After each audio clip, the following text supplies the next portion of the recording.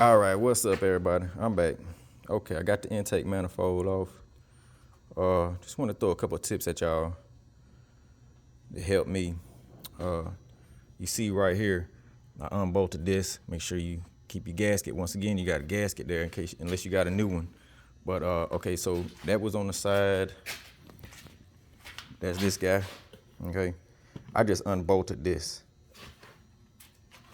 I unbolted this whole thing and took it out the way. See, he go there. Right on the side of the intake manifold. I got one hand and a camera's a bump, and that go to the box over there, okay, with your filter.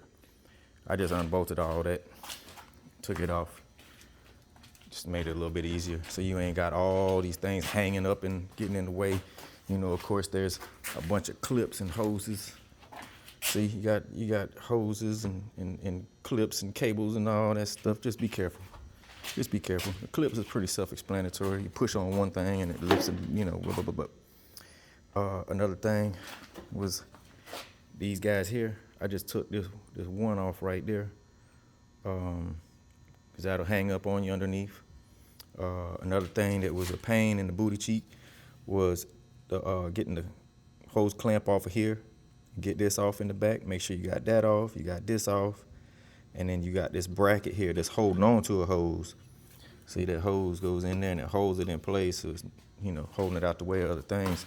So that, and then you got the one clip here.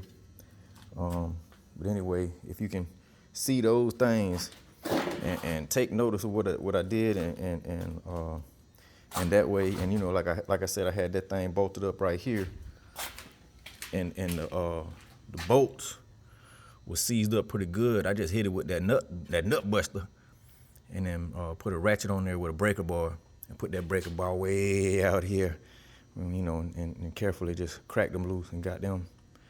But that's that. Like I said, I already got these three. Like I said, I was having a hard time. I couldn't find in the manual or on a sticker anywhere on the car what the gap's supposed to be for the spark plugs. I looked and looked and looked online, and I went with .44 because it seemed like that was the best thing. It seemed like that's what I was seeing everywhere. It really wasn't for this specific model, but this engine is also in other things. And so I was just looking at that. So hopefully, you know, .44 will work. I mean, it wasn't far off from what it was already. You know, a lot of spark plugs nowadays, especially the ones that I had here, they supposed to come like, you know, pre-gapped. But, you know, you always got to check them. And it was close. It was close to 4.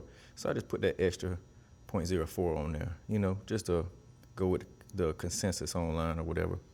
Okay, so now I'm about to get at these 3 spark plugs and coils in the back, and then I'm gonna replace the injectors and take a look around at everything else, see what it looked like. All right, y'all.